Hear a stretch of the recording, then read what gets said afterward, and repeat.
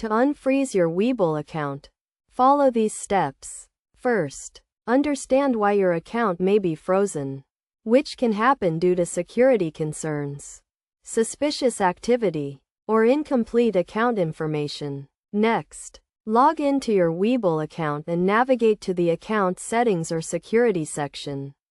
Look for any notifications or alerts that may indicate why your account is frozen. If your account is frozen due to incomplete information, update your profile with the required details such as your name, address, and social security number. Ensure all information is accurate and matches the details you provided when you opened the account. If your account is frozen due to suspicious activity, you may need to verify your identity. This can be done by providing identification documents such as a driver's license or passport.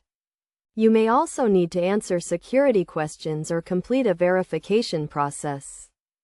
After addressing the issue, submit a request to Webull to unfreeze your account.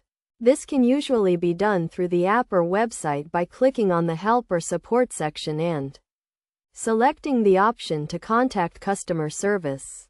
When contacting customer service, be prepared to provide your account information and explain the situation. They will guide you through the process and may request additional documentation to verify your identity.